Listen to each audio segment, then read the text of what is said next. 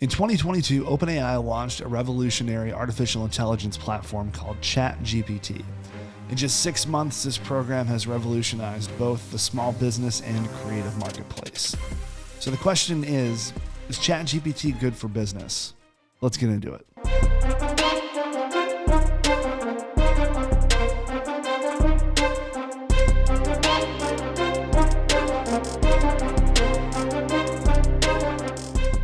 All right, well, welcome back to another episode of Theory of Why. This is number 5. And at the top of this show, I want to make a promise to you. And that promise is I'm not going to have ChatGPT write this episode, only to reveal it to you at the end that I didn't come up with this. If you're not familiar, this is something that's been very common on YouTube and local news shows, is they'll have ChatGPT write segments or write podcasts or write a script for a particular product launch. And then at the end, they'll be like, hey, this episode was written by ChatGPT, almost to say, like, isn't that scary? Well, I mean, it's not scary. It's just kind of a cheap parlor trick that I think everyone's pulling out of their bag far too much now. But that is not what we're going to be doing here. On this show, what I want to accomplish is, one, explaining what ChatGPT is and how it works. The second thing I want to talk about is how has ChatGPT disrupted the gig industry as well as the creative marketplace. And then third, I want to talk about what we're doing here at Wayne Media to be extremely transparent about our use of AI, how we've used it in the past and how we're using it moving forward. So the first thing I want to talk about is, what is ChatGPT and how does it work? So ChatGPT is a language model that is built on a neural network architecture that uses generative pre-trained transformers. And that's where the GPT comes from. It's the generative pre-trained transformer. And this is basically a predictive language model that assesses large amounts of data and matches them to user prompts. So for example, if you're looking in Michigan for the top 10 vacation destinations and you type into ChatGPT, hey, what are 10 great places to visit in Michigan for vacation? It's going to weigh all of those words and then rank and match them to outcomes. And those outcomes are based on a multitude of factors, and many of them aren't revealed. It's not like ChatGPT is revealing how each and everything is weighted as it gives a response. But what it's doing is it's saying, okay, here's the popular content on the internet. Here's what we're seeing from our research. And then it generates a very short prompt. Now, ChatGPT launched to users in, I believe, November of 2022, and it quickly met capacity. And then very recently, here in the last 2 months, we're recording this in March of 2023, it allowed users to go into a beta program for ChatGPT Plus, which then rolled out GPT-4, which is the variation they're on right now. So I've been in the beta since it came out. I've been a member of ChatGPT Plus since it came out, and I'm now in GPT-4. So I've been doing a ton of research into this to understand, one, how it works, the effectiveness of it, and then also I want to figure out how artificial intelligence fits into the creative landscape in a responsible manner. And that is difficult because as AI is growing and as the tech industry is diminishing its workforce, there's been so many layoffs in the last 30 days because of this tech bubble that we're in. Companies like Microsoft have even laid off their departments that control the responsibility of artificial intelligence and how it's integrated into its platform. So basically, as AI is expanding, the controls in the tech marketplace and how it's being controlled and rolled out, those are diminishing. So what's going to happen, in my opinion, is we're going to see a lot of bad actors using artificial intelligence for the wrong reasons without a lot of controls around it. And we're already seeing articles where ChatGPT can pass the bar exam, it can pass the MCATs for medical school. So it's a very, obviously, intelligent system. It has access to everything on the internet. And for us as business owners and creatives, our responsibility is to figure out, how do we use this tool in a productive manner that is authentic and it doesn't disrupt what brings the most value into marketing, which is that creative process that makes brands and companies stand out. So one big question that I've been thinking about a lot in the last few months is, how are gig workers using ChatGPT, and is it going to become a problem? And if you don't know what a gig worker is someone that will list their services on a website like Fiverr or Upwork, and they'll say, hey, I can write podcast descriptions. I can write blogs. I can write copy for advertising. And then you'll pay them, on Fiverr, it starts out, it's called Fiverr because you can get gig work for $5. So some low tiers start at $5 and it goes up from there. What I'm wondering is, how much is the work going to be generated from AI compared to the actual user performing the work?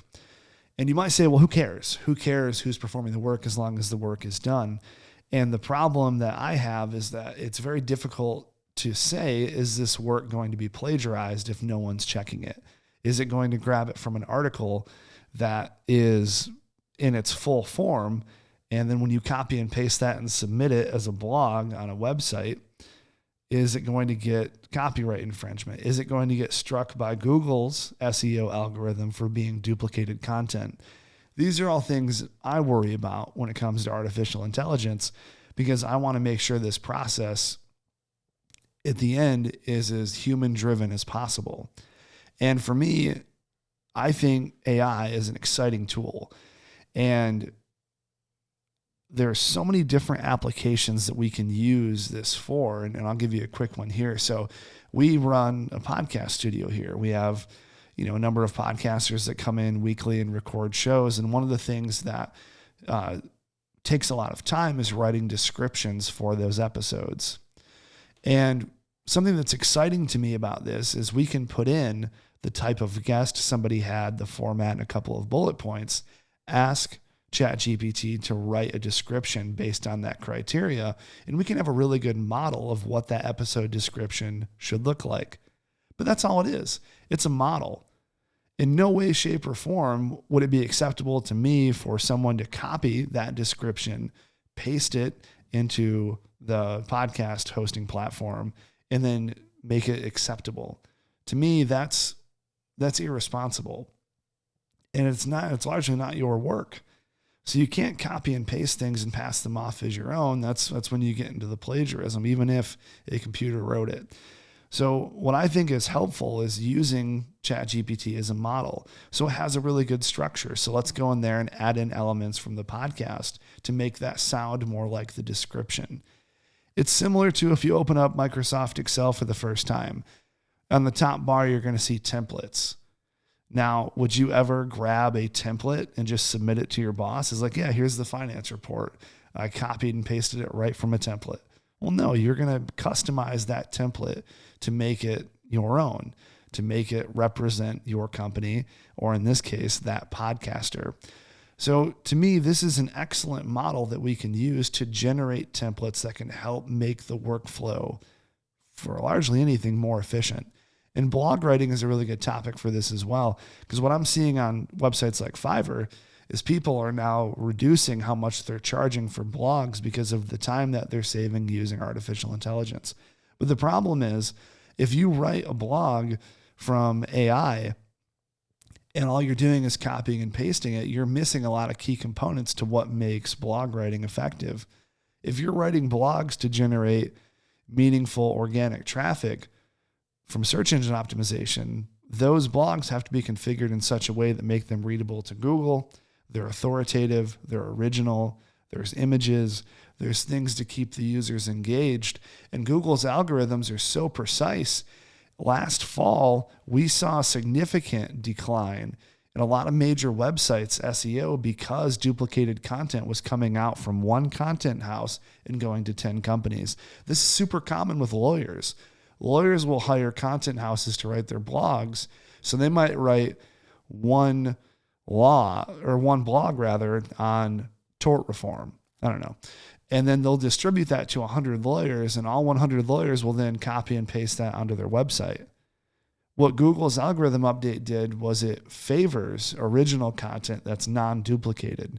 So all of the SEO that was generated from those content houses that were duplicating blogs en masse, those were all declined. So some websites that we saw during our audit dropped like 60% in traffic because of duplicated content.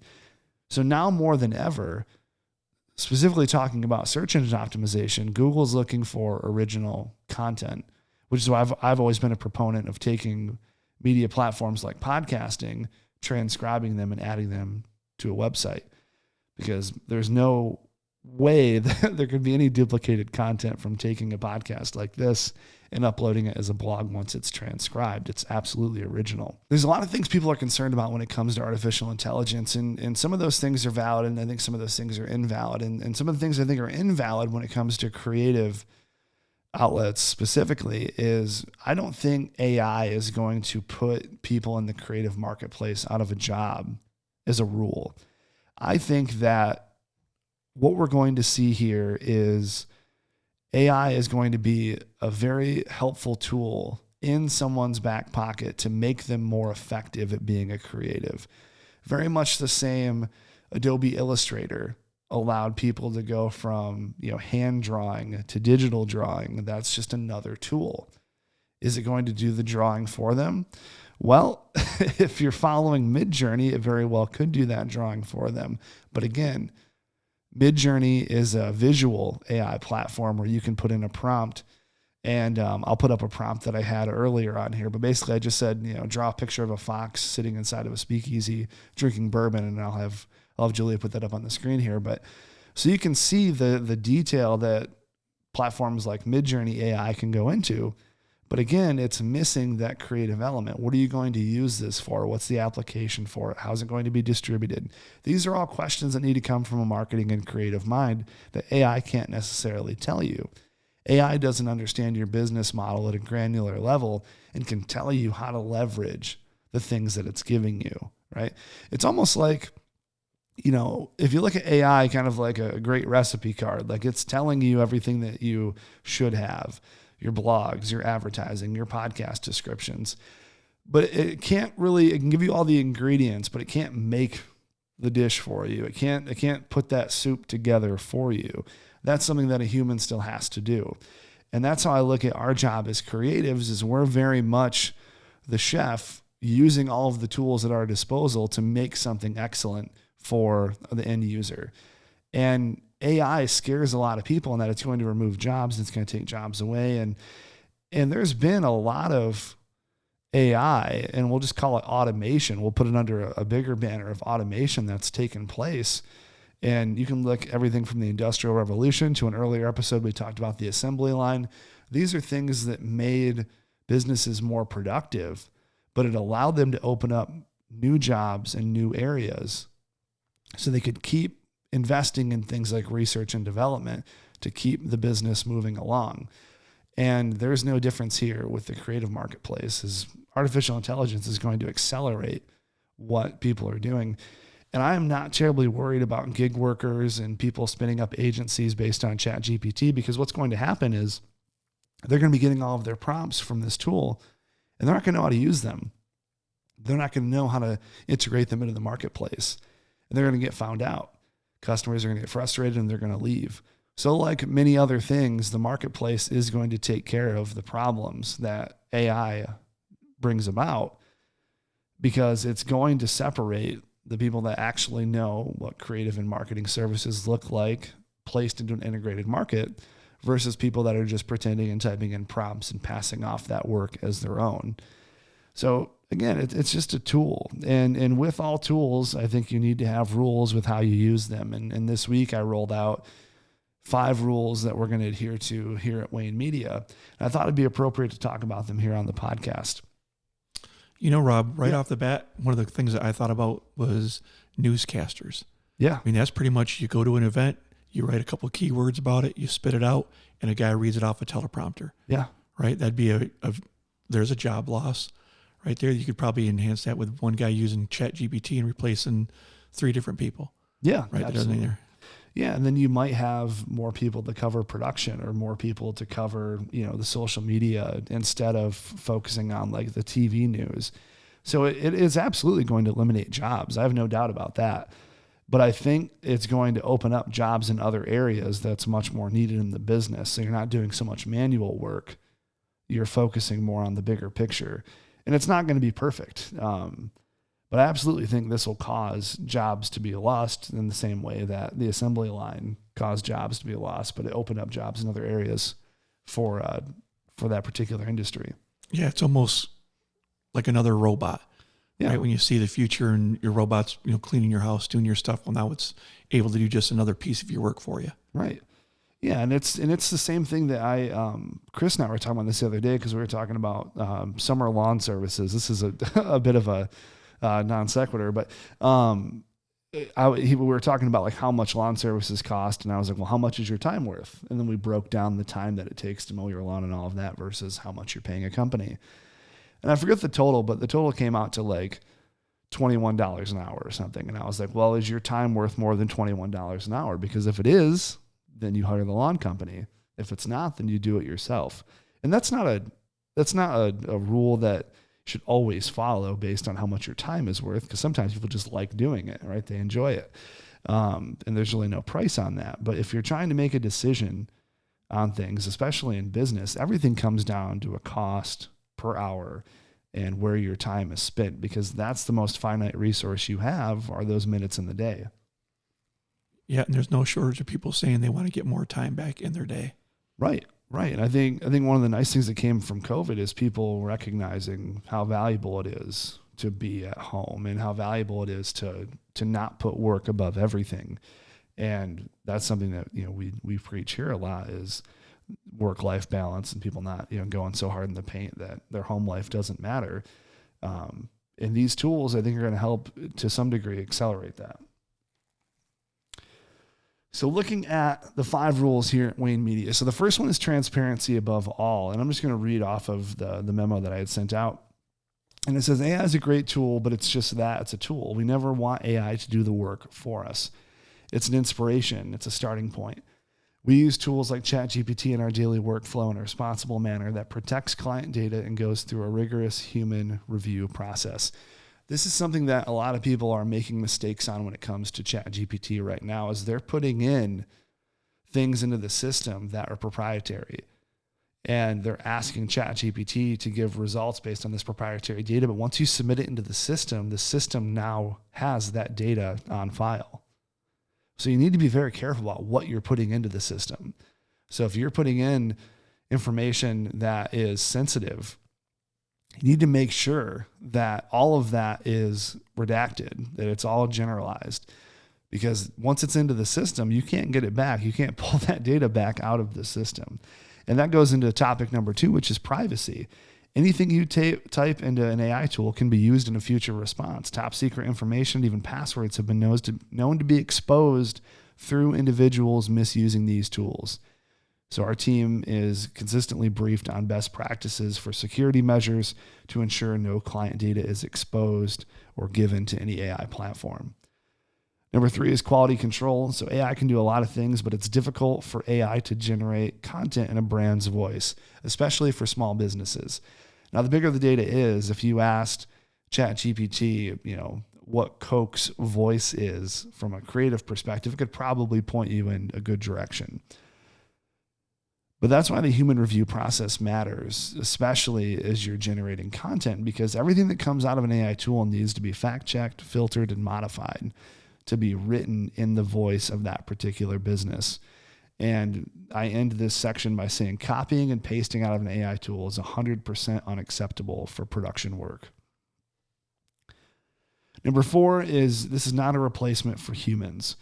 AI should be seen as a tool that enhances human capabilities, not as a replacement for human judgment and creativity.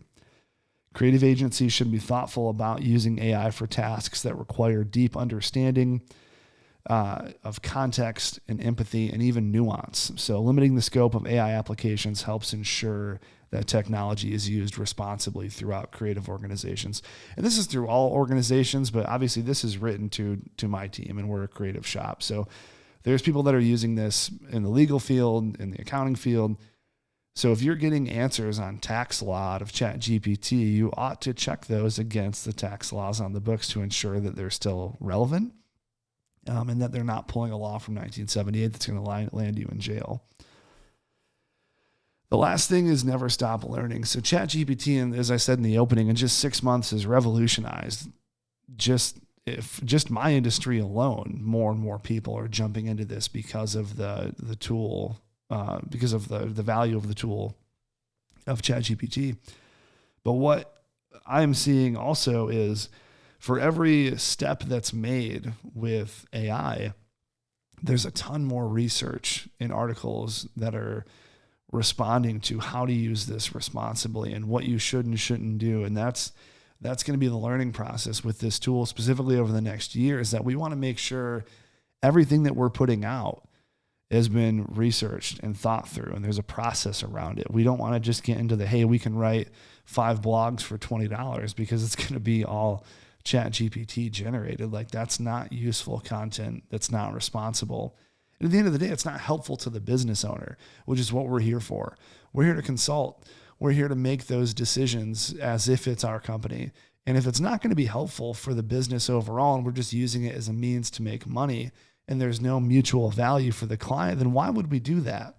Why would we leverage a tool like that just to make money if there's no benefit to the client? That's how you get into short cycle clients, where you're just constantly looking for new clients to hire because you have such an exodus of clients walking out your back door. That's what this tool is going to do for agencies that use it specifically as a revenue generator and not a retention tool, which is how it ought to be used.